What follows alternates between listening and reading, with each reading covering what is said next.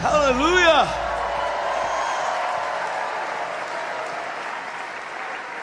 There is something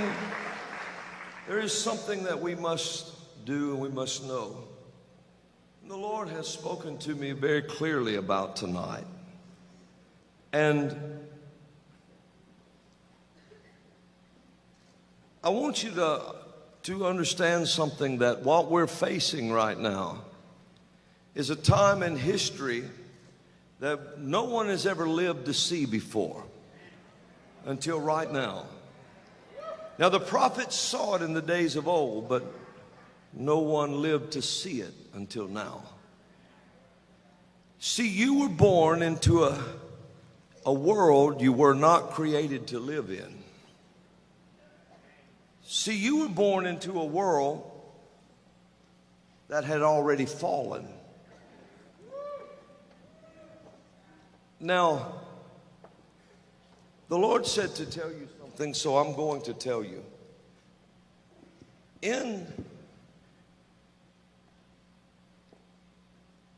See, Satan is not trying to just take over America this time.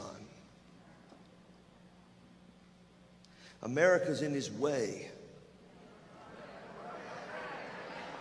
He's trying to take over a world this time. Now, I'm going to tell you something. I want you to really listen to me just a few moments. I don't know how much time I have, but the Lord just spoke a word, rumble, in my spirit, so that's just what I sang about, was a rumble.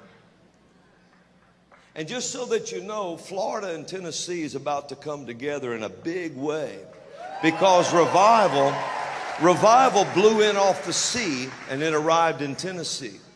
And this thing is about to come together in a huge way. You'll see. You're not hearing me, but you will see it. There's something in Florida and Tennessee that's about to happen. Now, see, Satan this is the time he thought he had the world. He thinks he really has it this time.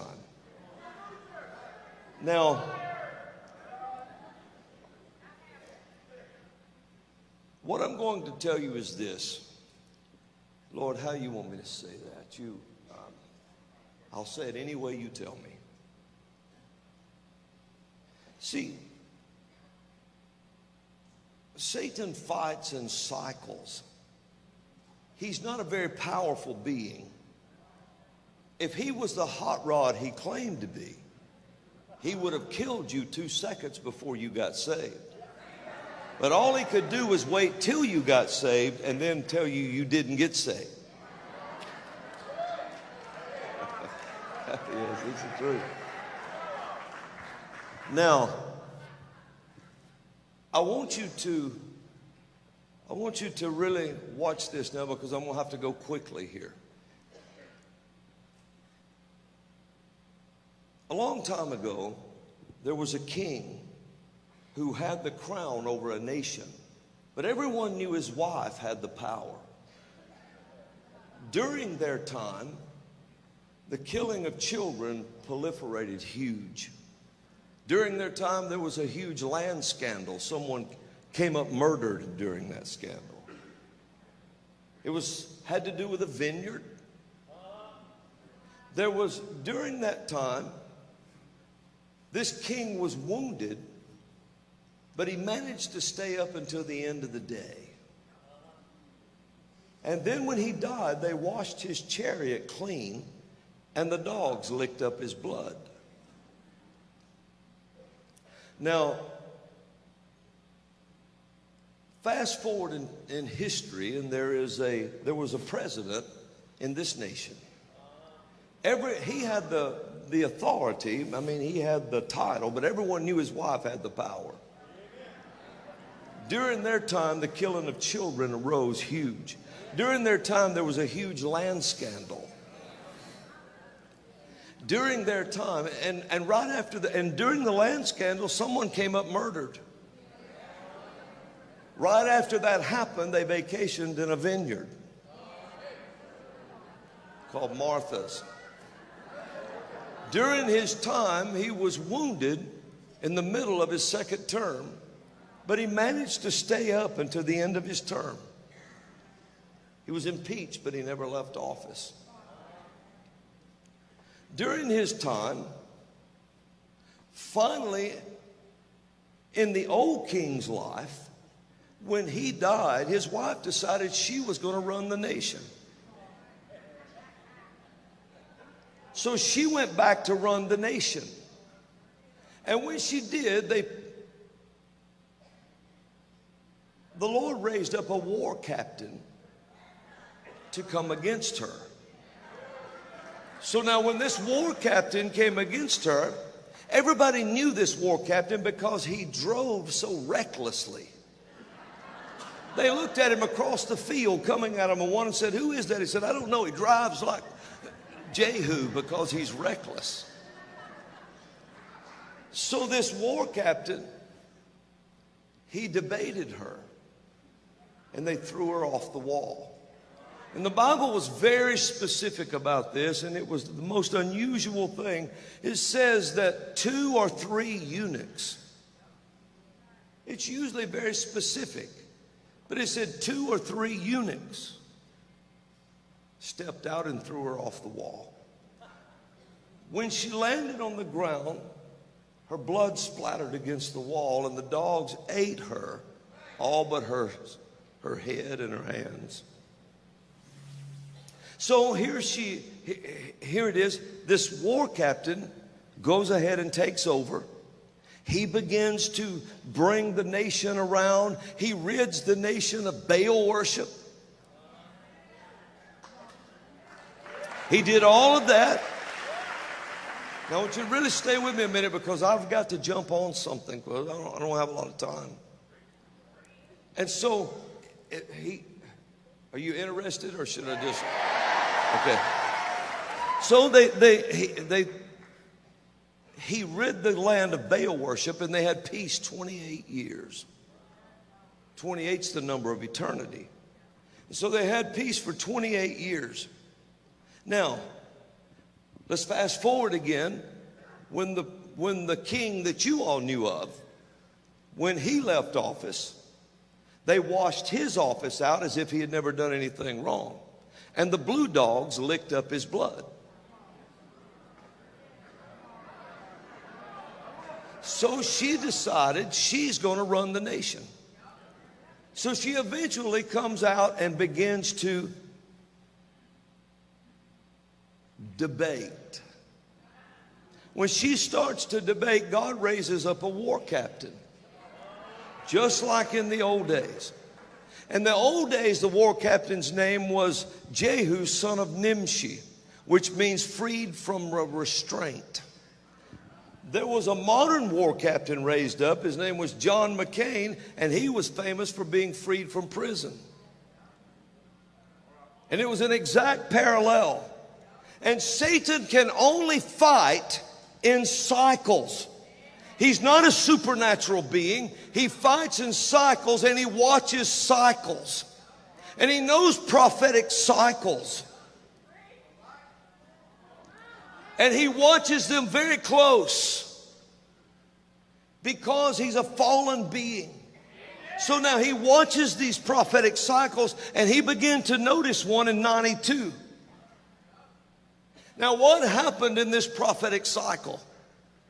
In the old one, the original thing with Ahab and Jezebel, what took place was Jehu had her thrown off the wall. He brought peace to the land, rid the land of Baal worship. But in the modern cycle, the modern Jehu didn't have enough in him to throw her off the wall. So her own people threw her off the wall. But Jehu McCain didn't run over her.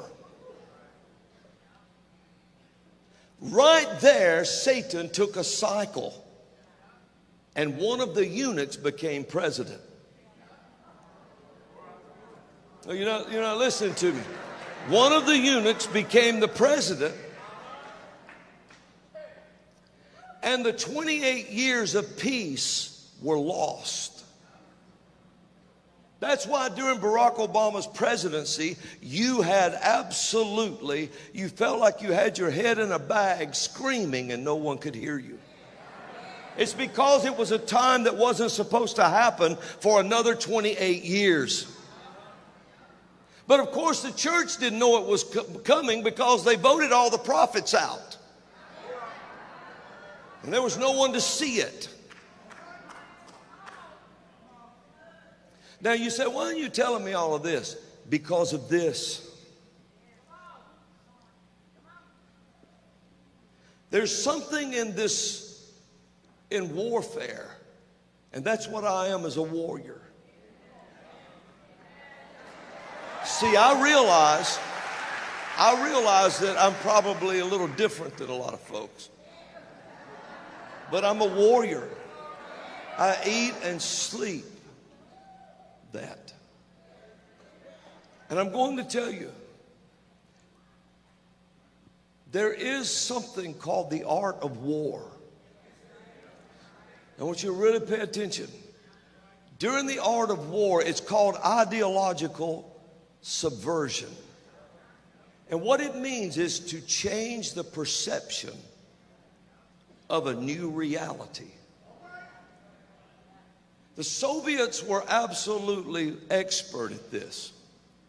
It began in China 2,500 years ago by a man named Sun Tzu. Now, Sun Tzu wrote The Art of War that every Soviet soldier had to study. Most all the American soldiers have a copy of this, at least the leaders. And what it is it's how to win a war without any bloodshed, without anybody fighting. And it's done in 4 stages. The first stage is called demoralization. And what this is this is an out front, legitimate, on the front top, where everyone can see it. It's done in the open. What it is they have to begin to infiltrate colleges, schools, and it's a slow process of brainwashing, and it takes 15 to 20 years to bring the first stage of subversion about. Because they have to change the perception of reality. And it takes a whole educated class, a re-educated class of people to do this. This happened, and we graduated a subverted ideological group of people in this nation in the 60s. The first ones ever. Now you understand what the communist regime meant by when they said, we will destroy you without a shot being fired. Because ideological subversion has to be done by the willingness of the people. So they begin to infiltrate the schools. The colleges teach their ideology, their ideas, and they begin to graduate a class. And that group of people, after 15 or 20 years, takes over government, media. This is what you, and listen to this. In demoralization stage, once someone is demoralized, and it means to take away their hope, to change their ideas. Once it's completed, you can show them all the proof you want, and they cannot see it. The Soviets could take someone to a Soviet concentration camp, and they couldn't see it. And they said you would only see it when a military boot crashed your fat bottom. That was their words. So demoralization started, and we graduated the first classes of it in the 60s.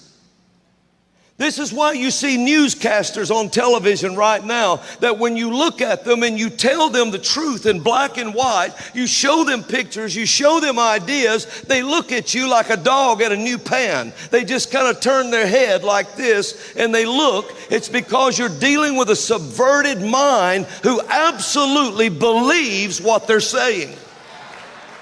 And they cannot see the truth.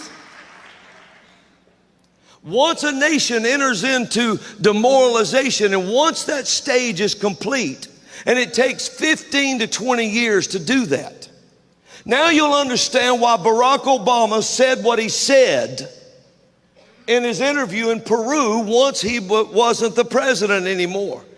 He just kind of rubbed his head and he said, I don't know. Maybe we were 15 or 20 years too early. And all the newscasters wondered what he meant by that. They really had a big debate about it. He knew what he was talking about. They tried to push the whole 4 stages into being before it was time. And he said, if I'd have waited 15 or 20 years more, I could have done it. So once a nation is demoralized, the next stage they move them into is destabilization. Destabilization takes 2 to 5 years. Once destabilization starts, you can see it. Riots start. You start seeing the nation destabilized everywhere. Riots will begin. Groups will raise up. Black Lives Matter, Antifa, all these places begin to raise up. Who claims out in the open they're Marxist. And yet everybody does this. Because they can't see it. Marxism means nothing to anyone. And you say, I thought you were a prophet. Prophets shouldn't get involved in politics, should they? Someone should have told Elijah this. And Elisha and Moses. Someone should have told Jesus, because Herod was right in the middle of it the very first day the wise men showed up. They're always in the middle of politics because they're the only ones who will take their finger and stick it on the end of a king's nose and tell them, you've gone rogue.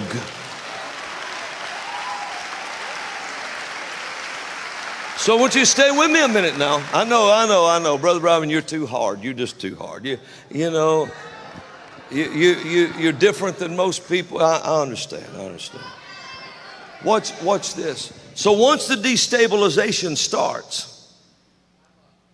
Black Lives Matter told Joe Biden, said, you owe us. You know what they declared in front of the American people? We are community organizers and trained Marxists. And their very website says they're communist.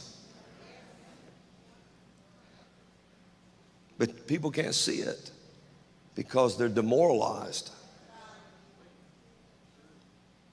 And so during the destabilization process, once they have the nation destabilized, they push it into what's the next stage. It's called crisis.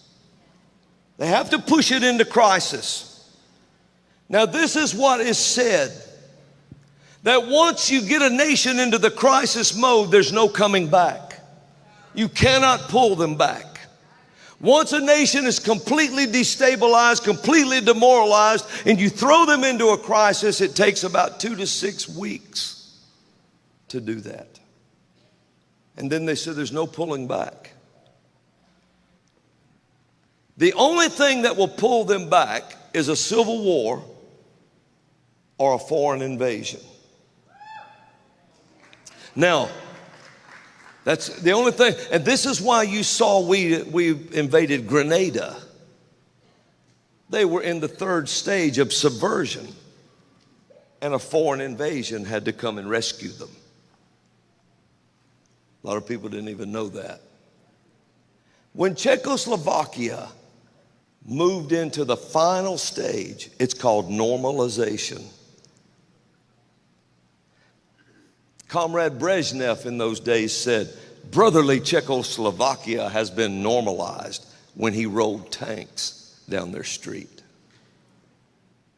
And you know what the plan was for America had the Soviets been allowed to continue? They would have took the homosexual activist, the women's lib activist, and they was going to shoot them all. And then all the professors they used, they were sending them to Alaska to train slaves.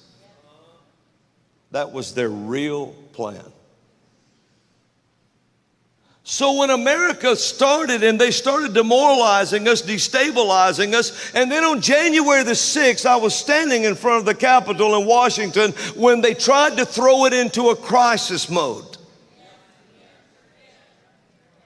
Now you know Donald Trump suddenly said, go home, everybody go home. So they can't push it into crisis mode. I was standing on a stage and I heard this in the spirit. I was standing on the 11th hour stage and I heard a conversation. I told the people about it. I heard a conversation about shipping. I heard people discussing it in a back room. Shipping and ships and things like that. And they're going to create a crisis. And they're going to try to create this crisis. And I told them, and I sent word to the rightful president of the United States what I heard. And I said, you have to do something. Something must turn now. If they're allowed to do this, the Lord said they're going to do something in 2030 that's irreversible. And so that morning I was standing on the stage and I heard the Lord said, I'm going to do a miracle with a ship. And I told the thing. And then that ship got stuck in the Suez. And they backed up 320 ships full of food and said it was going to throw the world into a crisis that we couldn't hardly recover from. And then suddenly the ship freed itself and came out. There was a lot to that. But this is what they're trying to do. And this is a worldwide thing now. And I was watching Australia as they're being locked down. They're being put in prisons. And they asked the Republican or the conservative think tank, they asked him, they said, is Australia still a free country? He said, that's a good question. I want you to listen to this. That's a good question. He said, this wasn't done in a vacuum. He said, what you see is the normalization.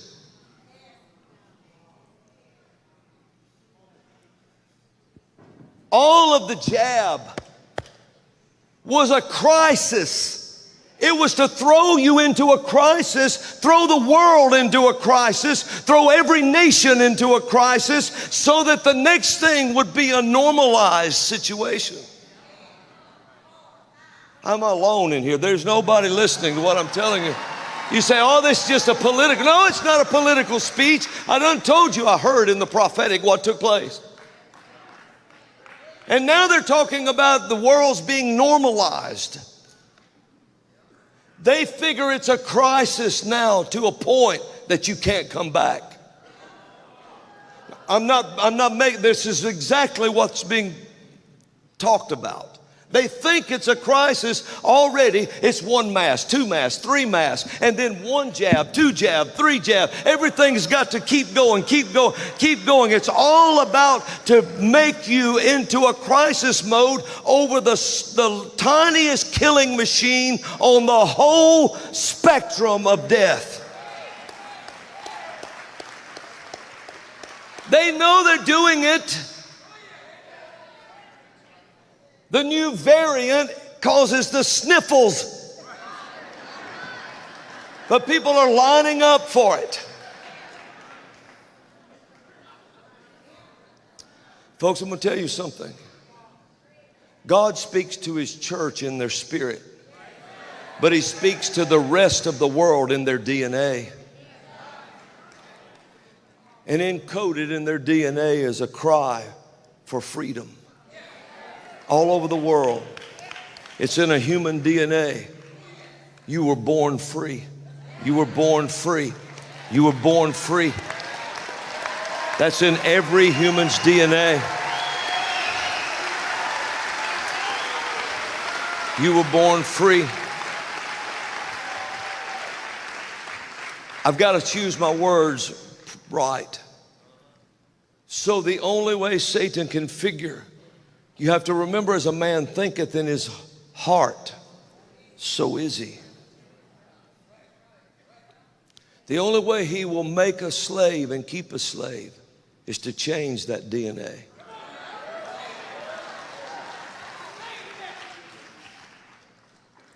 And this was the crawl across the bottom of the screen the other day. And said the pill for this will change human DNA.